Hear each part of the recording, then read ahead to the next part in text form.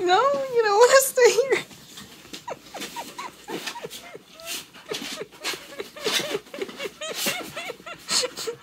You're such a grumpy old man.